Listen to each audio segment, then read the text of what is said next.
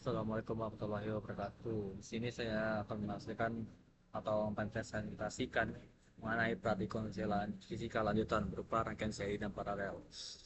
Lalu di sini terlihat adanya tujuan pembelajaran yang dimana satu mengetahui karakteristik seri dan paralel, lalu menerapkan konsep rangkaian listrik dalam kehidupan sehari-hari serta membandingkan rangkaian seri dan paralel berdasarkan hasil pengukuran.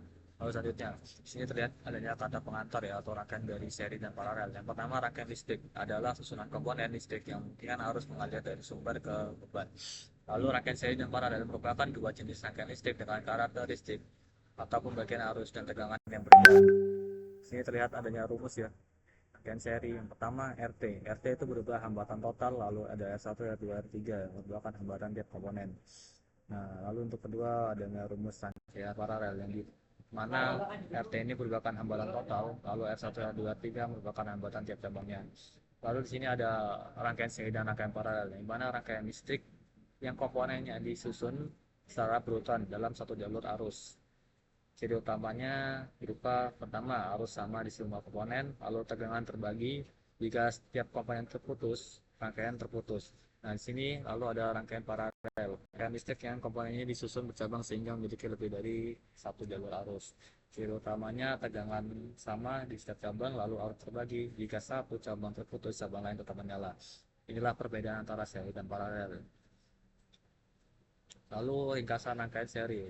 Rangkaian seri adalah rangkaian listrik yang komponennya disusun secara berurutan dalam satu jalur. Pada rangkaian ini, arus listrik yang mengalir pada setiap komponen bernilai sama, sedangkan tegangan total merupakan penjumlahan tegangan pada masing-masing komponen. Lalu untuk rangkaian paralel.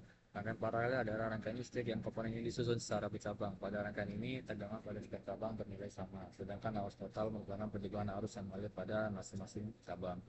Lalu ada alat dan bahan.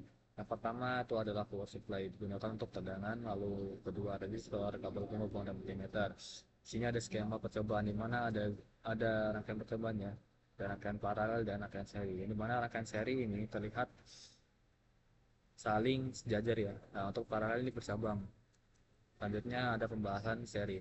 Berdasarkan hasil rangkaian seri menunjukkan bahwa arus listrik mengalir pada setiap komponen bernilai sama, sedangkan tegangan terbagi pada masing-masing hambatan. Hal ini sesuai dengan teori rangkaian seri dan hukum OHM, di mana hambatan total merupakan penjumlahan seluruh hambatan. Lalu selanjutnya ada pembahasan mengenai paralel. Pada rangkaian paralel, tegangan pada setiap cabang terukur sama, sedangkan arus listrik terbagi ke masing-masing cabang.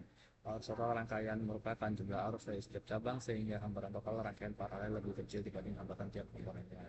Lalu di sini ada rumus paralel dan seri ya, di mana untuk pengertian dari paralel itu hambatan total lebih kecil dari hambatan kecilnya. Lalu untuk seri, hambatan total adalah jumlah semua hambatan. Lalu aplikasi dalam kehidupan sehari-hari. Yang pertama digunakan pada lampu hias sederhana seperti contohnya lampu Natal, banyak digunakan pada alat elektronika sederhana. Ini untuk rangkaian seri. Lalu untuk rangkaian paralel, ini digunakan pada instalasi listrik atau rumah ya. Lalu kedua dipakai pada lampu-lampu bentuk dan jalan raya. Selanjutnya, langkah kerja, menyusun rangkaian seri sesuai skema. Kalau dua mengukur arus dan tegangan, mencatat hasil pengukuran, dan terakhir mulai melangkah pada rangkaian paralel. Sekian presentasi dari saya. Terima kasih. Assalamualaikum warahmatullahi wabarakatuh.